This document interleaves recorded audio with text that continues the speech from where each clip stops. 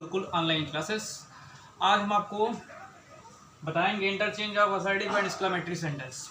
Interchange of assertive and exclamatory यानी assertive को exclamatory में चेंज करना और एक्सक्लेमेटरी को असर्टिव में चेंज करना। इट मीन्स उसको म्यूचुअल चेंजिंग बोलते हैं, आपसी परिवर्तन। मैंने चार्ट बना करके बताने की कोशिश की आप लोगों को कि एक तरफ लिखा मैंने असर्टिव, एक तरफ मैंने लिखा एक्सक्लेमेटरी। ये असर्टिव की चेंजिंग कंडीशन है और ये एक्सक्लेमेटरी की चेंजिंग कंडीशन है। सिंपल सा रूल है, आराम से समझ सकते हैं आप। मैं बताऊंगा आपको कि ये एक्सक्लेमेटरी में ये सारे वर्ड आएंगे और ये असर्टिव में ये सारे वर्ड आएंगे। देखिए मैं बताते चलता हूँ आपको। अगर एक्सक्लेमेटरी सेंटेंस की स्टार्टिंग हाउ या व्हाट ए से होती है तो अगर एक्सक्लेमेटरी सेंटेंस की स्टार्टिंग, ये एक्सक्लेमेटरी सेंटेंस की आइडेंटिफाई वर्ड है। इन्हीं वर्ड्स को देख करके आप जानेंगे कि ये एक्सक्लेमेटरी सेंटेंस ही है। और एक्सक्लेमेटरी सेंटेंस की आइडेंटिफाई भी होती है, इसकी लास्ट में एक्सक्लेमेशन मार्क लगा होता है। सब में देखिए मैंने लगभग एक्सक्लेमेशन मार्क लगाया हुआ है, या नहीं भी लगा है तो लास्ट में एक्सक्लेमेशन मार्क लगा होता है। एक्सक्लेमेटरी सेंटेंस की आइडेंटिफाई होती है। और वैसे भी एक्सक्लेमेटरी वर्ड के आइडेंटिफाई वर्ड है, इनको देख करके हम जान जाएंगे एक्सक्लेमेटरी सेंटेंस के आइडेंटिफाई वर्ड है। तो अगर एक्सक्लेमेटरी सेंटेंस की स्टार्टिंग हाउ या व्हाट ए से होती है तो जब उसको असर्टिव बनाएंगे तो हाउ और व्हाट ए को हटा देंगे। हाउ या व्हाट ए से सेंटेंस की स्टार्टिंग अगर होगी तो जब उसको असर्टिव बनाएंगे तो हाउ या व्हाट ए जो भी आएगा उसको हटा देंगे और सेंटेंस में जहां एडजेक्टिव लिखा होगा, अभी मैं एग्जांपल के थ्रू आपको समझाऊंगा, जहां एडजेक्टिव लिखा होगा उसी के पहले वेरी लगाएंगे। मतलब हाउ या व्हाट ए सेंटेंस के स्टार्ट में रहेगा लेकिन वेरी सेंटेंस का स्टार्टिंग वर्ड नहीं रहेगा। ये वेरी जहां सेंटेंस में एडजेक्टिव होगा वहां पर उसके पहले यूज कर देंगे। और असर्टिव में आप जानते हैं असर्टिव सेंटेंस की शुरुआत सब्जेक्ट से होती है। तो हाउ या और व्हाट ए वाले सेंटेंस में आप सब्जेक्ट ढूंढेंगे, जहां सब्जेक्ट होगा वही सब्जेक्ट को पहले लिखेंगे, एडजेक्टिव पे लेके लगा देंगे, वेरी लगा देंगे। अगर एक्सक्लेमेटरी सेंटेंस की स्टार्टिंग किससे होती है, एलास से होती है, तो एलास को हटाएंगे, जहां लिखा होगा एलास वहीं हटाएंगे, उसके प्लेस पे। यानी सेंटेंस की स्टार्टिंग एलास से होगी तो असर्टिव सेंटेंस की starting it is matter of सारो से होगी। ध्यान दीजिए इस बात को। अगर एक्सक्लेमेटरी सेंटेंस की स्टार्टिंग एलास से होगी तो असर्टिव सेंटेंस की स्टार्टिंग किससे होगी, इट इज मैटर ऑफ सारो से होगी। अगर एक्सक्लेमेटरी सेंटेंस की स्टार्टिंग हुर्रा से होगी तो असर्टिव सेंटेंस की शुरुआत it is matter of joy से होगी। अगर एक्सक्लेमेटरी सेंटेंस की स्टार्टिंग ब्रेवो से होगी तो असर्टिव सेंटेंस की starting it is matter of praise से होगी। अगर एक्सक्लेमेटरी सेंटेंस की शुरुआत ओ इफ या वुड से होगी तो असर्टिव सेंटेंस की शुरुआत आई विश से होगी। ये प्लस दैट का ये फंडा है, या कभी कभार इन वर्ड के साथ साथ दैट सेंटेंस में ऑलरेडी लिखा होता है, तो अगर लिखा हुआ है तो दैट यूज नहीं करेंगे। अगर इन सारे वर्ड्स के साथ दैट नहीं लिखा है तो दैट यूज कर देंगे। बात समझ में आ रही हुई? आई रिपीट दैट, अगर एक्सक्लेमेटरी सेंटेंस की शुरुआत हाउ या व्हाट ए से हो तो असर्टिव जब बनाएंगे तो वेरी लगाएंगे। क्वेश्चन ये बनता है कि वेरी कहाँ यूज करेंगे। अब ये मैंने एक्सक्लेमेटरी में जितने वर्ड लिखे हैं ये सब सेंटेंस के स्टार्टिंग वर्ड है। स्टार्टिंग वर्ड का मतलब इन्हीं से सेंटेंस स्टार्ट होगा, पहला वर्ड यही सब लिखे होंगे। लेकिन असर्टिव की कंडीशन में ऐसा नहीं है, क्योंकि हाउ और व्हाट ए से सेंटेंस स्टार्ट होगा एक्सक्लेमेटरी का, जब उसको असर्टिव में कन्वर्ट करेंगे तो जहां एडजेक्टिव लिखा होगा उसके पहले वेरी लगाएंगे, यानी सेंटेंस की स्टार्टिंग सब्जेक्ट से होगी। अगर एक्सक्लेमेटरी सेंटेंस की शुरुआत एलास से होती है तो असर्टिव सेंटेंस की शुरुआत भी इट इज मैटर ऑफ सारो से होगी, मतलब इसके स्थान पर ये यूज कर देंगे। एक्सक्लेमेटरी सेंटेंस की शुरुआत हुर्रा से होगी तो असर्टिव सेंटेंस की starting it is matter of joy से होगी। एक्सक्लेमेटरी सेंटेंस की स्टार्टिंग ब्रेवो से होगी तो असर्टिव सेंटेंस की starting it is matter of praise से होगी। एक्सक्लेमेटरी सेंटेंस की स्टार्टिंग ओ इफ वुड से होगी तो आई विश का प्रयोग कर देंगे, सेंटेंस की स्टार्टिंग आई विश से करेंगे। अगर इनके साथ दैट लगा हुआ है सेंटेंस में ऑलरेडी तो दैट नहीं लगाएंगे, अगर इनके साथ सेंटेंस में दैट नहीं लगा हुआ है तो दैट लगाएंगे। तो ठीक इसी का उल्टा, ये तो मैंने बताया एक्सक्लेमेटरी टू असर्टिव, ये एक्सक्लेमेटरी में लिखा रहेगा तो असर्टिव में ये सब कर देंगे। लेकिन अगर ये असर्टिव में रहेगा, सपोज असर्टिव में अगर वेरी लिखा हुआ है, आप देखेंगे पूरे सेंटेंस में कहीं वेरी लिखा हुआ है, कोई ऐसा सेंटेंस मिलता है असर्टिव का जिसमें कहीं भी वेरी लिखा हुआ है, तो जब आप उसको एक्सक्लेमेटरी बनाएंगे तो जान जाएंगे उसकी स्टार्टिंग किससे करनी है, हाउ या व्हाट से करनी है। अगर सेंटेंस की starting it is matter of सारो से हुई है तो आप करेंगे क्या, इट इज मैटर ऑफ सारो हटा करके उसके स्थान पे लगा देंगे, एलास लगा देंगे। अगर सेंटेंस की starting it is matter of joy से हुई है तो सेंटेंस की स्टार्टिंग एक्सक्लेमेटरी बनाने के लिए क्या करेंगे, फुर्रा लगा देंगे। अगर सेंटेंस की starting is matter of press से हुई है तो एक्सक्लेमेटरी जब कन्वर्ट करेंगे तो ब्रेवो यूज कर देंगे। अगर सेंटेंस की स्टार्टिंग आई विश से हुई है तो क्वेश्चन यहाँ ये बनता है कि चारों में से क्या लगाएं। अभी तक सब में एक ही दो था, इसमें तो चाहे ये यूज कर सकते हैं ये, उसमें कोई अलग से रूल नहीं, लेकिन इसमें थोड़ा थोड़ा आपको दिमाग में रखना है कि अगर इफ के साथ, ध्यान दीजिएगा, इफ और वुड दोनों आएगा, चारों में से कोई भी एक आ जाएगा तो आप वहां पर आई विश का प्रयोग करेंगे।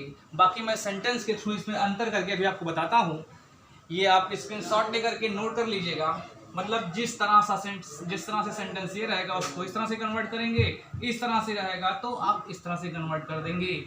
स्क्रीनशॉट लेकर के नोट कर लीजिएगा, मैं एग्जांपल के थ्रू आपको बताता हूँ।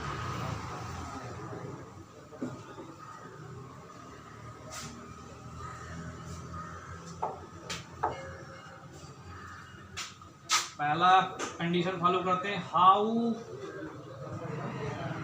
The careful snake is, exclamation mark, what a beautiful flower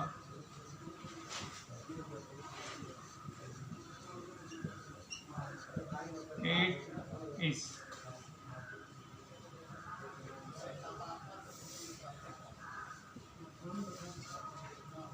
Alas, he is no more। अब चलिए इसको मैं आपको समझाता हूँ। देखिए मैंने बताया, देखिए एक्सक्लेमेटरी मार्क लगा हुआ सब में, तो एक्सक्लेमेटरी मार्क ये इंट्रोड्यूस करता है कि एक्सक्लेमेटरी सेंटेंस में ऑलरेडी है, इसको बनाना किस में है, कन्वर्ट किस में करना है, असर्टिव में करना है।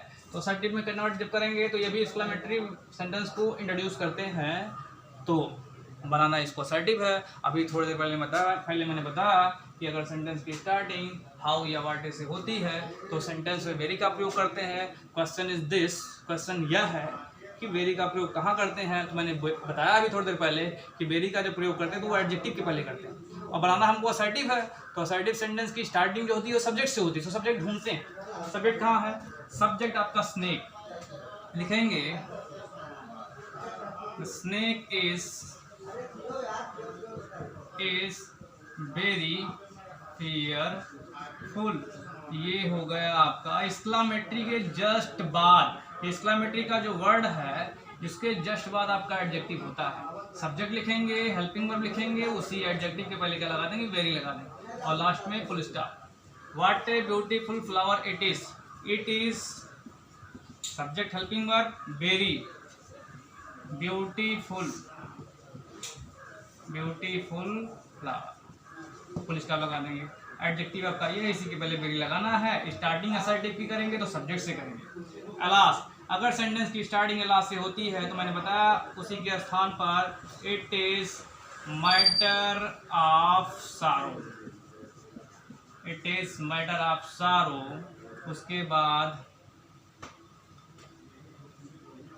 ही इज नो मोर। ये हो गया, इसे दिमाग में रखिएगा आप लोग। यहाँ पर इट इज मैटर ऑफ सारो के बाद दैट का यूज करेंगे, दैट ही इज नो मोर। उसमें आप एक ध्यान रखिएगा, जो मैंने बताया है वहाँ दैट लगा लेंगे। जो मैंने अभी टेबल मॉडल बताया है, कॉलम मॉडल अलग अलग करके, उसमें आप क्या करेंगे, जब लास्ट को हटाएंगे तो इट इज मैटर ऑफ सारो मैंने क्यों लिखा था, उसके साथ दैट भी लिख लेंगे। आई होप ये तीनों रूल आप समझे होंगे। आगे बताता हूँ,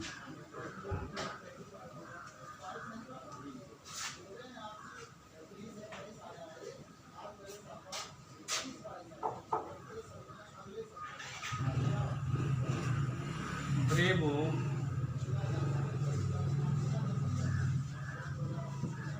you have done well।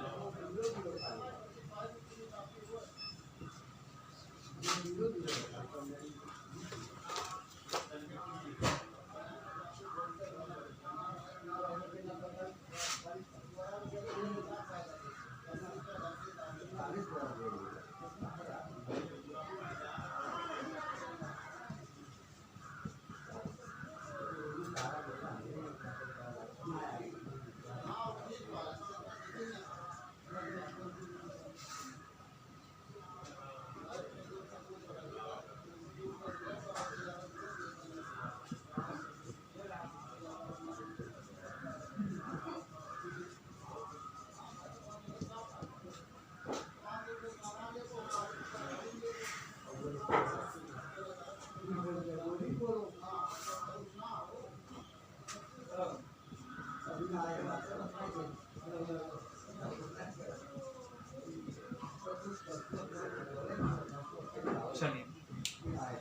मैं आपको आखिरी में बताता हूँ फिर। अभी मैंने बताया कि अगर सेंटेंस की स्टार्टिंग ब्रेबो से होती है तो उसके स्थान पे लिखेंगे it is matter of praise,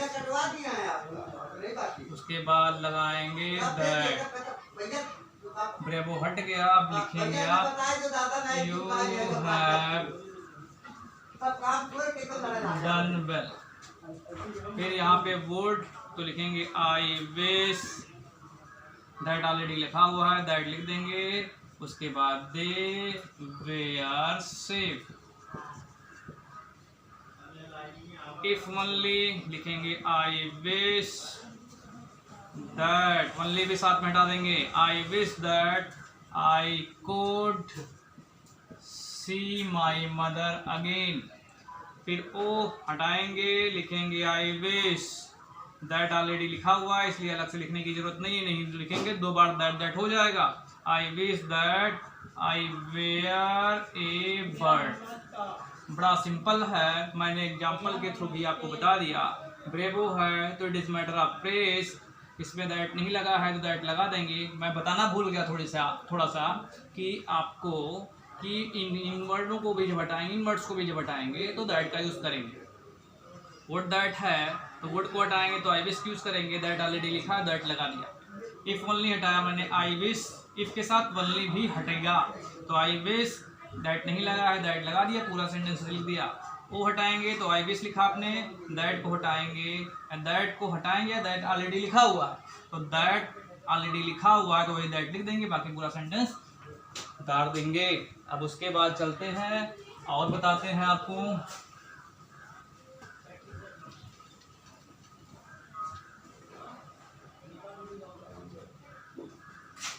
Urra, my old friend has come।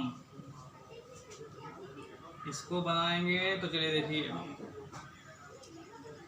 Urra हटाएंगे तो लिखेंगे it is matter of, Urra को उठाएंगे लगाएंगे दैट जो है, उसके बाद दैट, उसके बाद my old friend has come. देखिए करना जो कुछ भी है उसी एक्सक्लेमेटरी वर्ड के साथ ही करना है, उसके बाद जो वर्ड लिखा रहेगा उसमें कोई चेंजिंग नहीं करेंगे। एक्सक्लेमेटरी वर्ड आप देखेंगे तो केवल एक्सक्लेमेटरी वर्ड को हटा करके उसकी स्टार्टिंग हमको सब्जेक्ट से कर देनी, यही चेंजिंग करनी, बाकी मॉडल के आधार पर ही आप चेंज करेंगे। और मैं बता दूं आपको, जैसे द म्यूजिक, अब मैं आपको असर्टिव टू एक्सक्लेमेटरी बताऊं, the music is very sweet, the music is very sweet. अब देखिए वेरी लगा हुआ है तो यानी इसकी स्टार्टिंग किससे होगी, हाउ से, हाउ, उसके बाद स्वीट, हाउ के बाद तुरंत मैं जो क्या लिखूंगा आपका एडजेक्टिव, द म्यूजिक, उसके बाद क्या कर देंगे, इस कर देंगे। इसी तरह आपको चेंज करना है। और मैं बताता चलूं आपको साथ साथ में,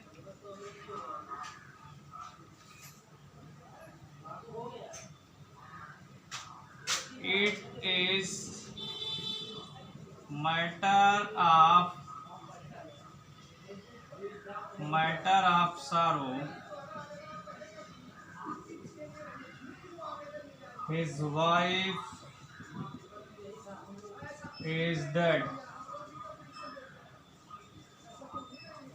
अब it is matter of sorrow अगर आ जाएगा तो इसके स्थान पे क्या लगा देंगे, alas, his wife is dead.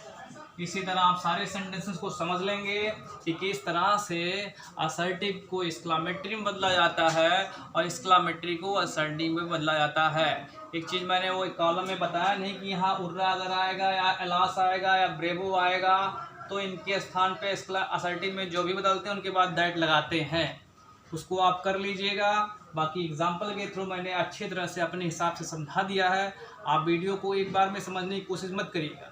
Exercise जब भी भेजा जाता है आप लोगों को, तो एक्सरसाइज करते समय पहले वीडियो को 2-3 बार समझ लें। वीडियो को जितनी बार देखेंगे उतने ज़्यादा समझ में आएगा।